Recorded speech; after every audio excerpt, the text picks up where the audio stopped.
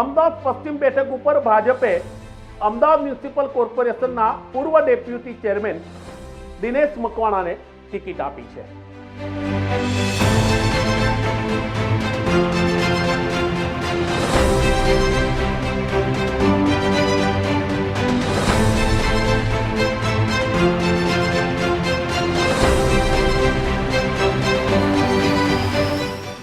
દિનેશ મકવાણા એક સક્રિય કાર્યકર છે અને છેલ્લા 38 વર્ષોથી તેઓ ભાજપ સાથે જોડાયેલા છે. દિનેશ મકવાણાએ બીબી ન્યૂઝના સંવાદદાતા મયુર મેવાડા સાથે ખાસ વાતચીત કરી હતી. દિનેશ મકવાણાનું કહેવું છે કે ટિકિટ મને આપે કે કોઈને આપે, પણ જે પણ ઉમેદવાર જીતે આ જીત પ્રધાનમંત્રી નરેન્દ્ર મોદી અને ભાજપની હશે. તેમણે વિશ્વાસ વ્યક્ત કર્યો કે અમદાવાદ પશ્ચિમમાં તેઓ 5 લાખથી વધુ લીડથી જીતી અને પાર્ટીનો ભરોસો છે તેને સાર્થક કરશે.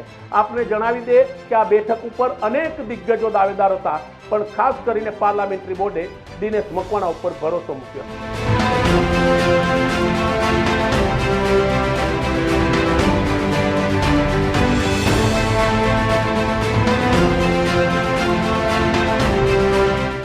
આવો જોઈએ શું કહ્યું છે દિનેશ મકવાણાએ બીબી ન્યૂઝના આ ખાસ અહેવાલમાં. લોકસભા 2024 ઇલેક્શનના ઉમેદવારોના ભાજપના નામ છે જે ડિક્લેર કરવા છે, ત્યારે અમદાવાદ પશ્ચિમ લોકસભામાં દિનેશભાઈ મકવાણાનું નામ છે તે જાહેર કરવામાં આવ્યું. ત્યારે દિનેશભાઈ મકવાણા આપણી સાથે છે, તેમની જોડે સીધી વાત કરીશું. દિનેશભાઈ, લોકસભાના ઉમેદવાર તરીકે તમારું નામ જાહેર થયું છે, કેટલી ખુશીની વાત છે, કઈ રીતે પ્રચાર પ્રસાર છે તે કરવામાં આવશે? ભારતીય જનતા પાર્ટીના કેન્દ્રીય પાર્લામેન્ટરી બોર્ડે મારું અમદાવાદ પશ્ચિમના ઉમેદવાર તરીકે કેન્ડિડેટ તરીકે નામ જાહેર કર્યું છે. સૌથી પહેલાં તો આપના માધ્યમથી હું દેશના વૈશ્વિક નેતા જેમનું ભારતનું નામ વિશ્વમાં રોશન કર્યું છે, યશસ્વી પ્રધાનમંત્રી નરેન્દ્રભાઈ મોદી સાહેબનો આભાર માનું છું. કેન્દ્રીય પાર્લામેન્ટરી બોર્ડના અધ્યક્ષ આદરણીય જેપી નડ્ડા સાહેબનો આભાર માનું છું. આદરણીય હોમ મિનિસ્ટર અમિતભાઈ શાહ સાહેબનો આભાર માનું છું. ગુજરાત પ્રદેશ CR પાટીલ સાહેબ, માનનીય અધ્યક્ષશ્રી, ગુજરાતના મુખ્યમંત્રી ભૂપેન્દ્રભાઈ પટેલ સાહેબનો આભાર માનું છું. મારા જેવા એક સામાન્ય કાર્યકર્તાઓને અમદાવાદ પશ્ચિમ જેવી ખૂબ લોકપ્રિય સીટના ઉમેદવાર તરીકે મને મૂકીને આજે હું મારી જાતને ગર્વ અનુભવું છું. રહી વાત ભારતીય જનતા પાર્ટીના કામની, તો ભારતીય જનતા પાર્ટીનો કાર્યકર્તા 365 દિવસ ભારતીય જનતા પાર્ટીની વિચારધારા માટે કામ કરતો રહ્યો છે. ચૂંટણી ઉમેદવાર લડતા હોય છે, પરંતુ બૂથ મેનેજમેન્ટની વાત હોય, પ્રચાર પ્રસારની વાત હોય, ભારતીય જનતા પાર્ટીનો કાર્યકર્તા ઉમેદવાર કોણ હોય એમાં પડતો નથી.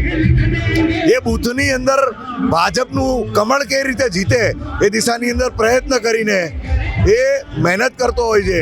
એટલે પ્રચાર કાર્ય કરવાનો કોઈ વિષય આવતો નથી. ભાજપનો કાર્યકર્તા ચૂંટણી હોય કે ના હોય 365 દિવસ અને 5 વર્ષ મહેનત કરતો હોય છે. મને લાગે છે કે ભાજપના કાર્યકર્તાઓએ સખત મહેનતના પરિણામે આજે જે સખત મહેનત અમદાવાદ પશ્ચિમમાં કરી છે, હું એવું માનું છું કે અમદાવાદ પશ્ચિમની લીડ ઉમેદવાર આજે યોગાનુયોગ દિનેશભાઈ મકવાણા નક્કી થયા છે. પરંતુ 5 લાખ કરતાં વધારે મતોથી, જંગી મતોથી નરેન્દ્રભાઈએ મારી પસંદગી કરી છે, તો 5 લાખ કરતાં વધારે લીડોથી અમદાવાદ પશ્ચિમની સીટ ભારતીય જનતા પાર્ટી જીતશે એવો મને વિશ્વાસ છે. કયા કામો છે જે અત્યાર સુધી કરવામાં આવે છે, એવા કયા કામો છે કે જે લોકોની વચ્ચે લઈ જવામાં આવશે, મત માટે એને લોકોને જાગૃત કરવામાં આવશે કે આ કામ ભારતીય જનતા પાર્ટીએ કરેલા છે કે લોકોએ મત આપવા વધારે બહાર આવે, તેના માટે કયા કામો અને કઈ બાબત છે કે જેનાથી લોકોને જાગૃત કરવામાં આવશે? કામની વાત કરું તો છેલ્લા 1987થી ભારતીય જનતા પાર્ટીનું શાસન કર્ણાવતી મહાનગરમાં છે. આજે તમે જુઓ કે 95થી અવિરત ભારતીય જનતા પાર્ટીનું શાસન ગુજરાત સરકારની અંદર છે. 2014થી દેશના યશસ્વી વડાપ્રધાન નરેન્દ્રભાઈ બેઠા છે ત્યારથી કામ બાબતની વાત કરું તો વિકાસનું એક પણ કામ રહેતું નથી. આજે કર્ણાવતી મહાનગરની ઓળખ વિશ્વના મુખ્ય શહેરોની અંદર થઈ ગઈ છે. વિકાસની કોઈ કામમાં કસર રહી નથી.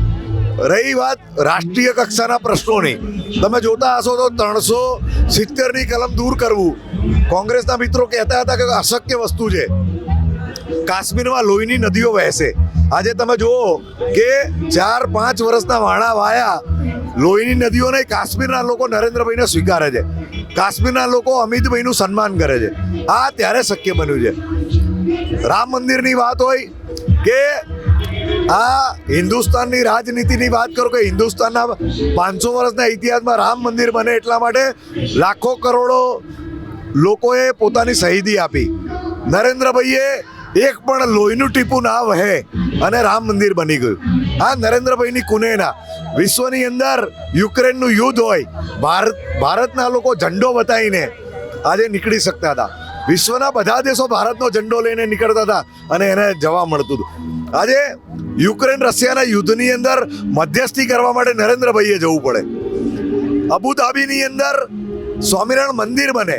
મિત્રો, આ રાષ્ટ્રીય પ્રશ્નો જે બી બાકી હશે એ આ 140 કરોડની જનતાને વિશ્વાસ છે કે મારા જે રાષ્ટ્રીય પ્રશ્નો છે, બાકી રહેલા વિકાસના કામો છે, નરેન્દ્રભાઈ જ કરવાના છે. હું એટલા માટે આપના માધ્યમથી કહેવા માંગુ છું કે 400 કરતાં વધારે સીટ નરેન્દ્રભાઈ મેળવવાના છે. ગુજરાતની 26 લોકસભાની સીટ ઉપર 5 લાખ કરતાં વધારે લીડોથી ભારતીય જનતા પાર્ટીના કેન્ડિડેટ જીતવાના છે એવો મને વિશ્વાસ છે. છેલ્લો સવાલ દિનેશભાઈ મકવાણા કેટલી લીડથી જીત મેળવશે અંદાજિત? દિનેશભાઈ મકવાણા વ્યવસ્થાનો ભાગ છે. હું 87થી ભારતીય જનતા પાર્ટીના કાર્યકર્તા તરીકે કામ કરું છું. 20 વર્ષ કોર્પોરેટર રહ્યો, 2 ટર્મ ડેપ્યુટી મેયર રહ્યો, ભારત સરકારની અંદર ડાયરેક્ટર રહ્યો. વ્યવસ્થાના ભાગરૂપે આજે મારું નામ ડિક્લેર થયું છે. મારી પહેલાં આદરણીય ડૉક્ટર કિરીટભાઈ સોલંકી 15 વર્ષ રહ્યા હતા. દિનેશ મકવાણાની લીડ નથી, આ નરેન્દ્ર મોદી સાહેબની જીત છે. આ નરેન્દ્ર મોદી સાહેબની જીતના કારણે જે 7 સીટો આવે છે એમાં નરેન્દ્રભાઈ મોદી સાહેબ મણિનગરના ધારાસભ્ય હતા. આ નરેન્દ્ર મોદી સાહેબની જીત છે, નરેન્દ્ર મોદી સાહેબના કામની જીત છે, ભારતીય જનતા પાર્ટીની જીત છે. હું તો વ્યવસ્થાનો ભાગ છું. દિનેશ મકવાણા જીતતા નથી, ભાજપનો કાર્યકર્તા જીતે છે, ભાજપનો બૂથનો કાર્યકર્તા. લીડ કેટલી અંદાજિત રહેશે? 5 લાખ કરતાં વધારે લીડથી ભારતીય જનતા પાર્ટીનો દરેક કાર્યકર્તા એ દિનેશ મકવાણા બનીને નરેન્દ્ર મોદી બનીને કામ કરશે. 5 લાખ કરતાં વધારે લીડથી જીતશે. બિલકુલ, આ હતા દિનેશ મકવાણા કે જેમનું કહેવું છે કે 5 લાખથી વધારે મત છે તેનાથી જીત છે તે મેળવવામાં આવશે. અને આ જીત કોઈ વ્યક્તિ નહીં પરંતુ પાર્ટીની અને કે નરેન્દ્ર મોદીની જીત છે તે રહેશે. કેમેરા પર્સન ધ્રુવ સાથે મયુર મેવાડા, બીબી ન્યૂઝ ગુજરાત, અમદાવાદ.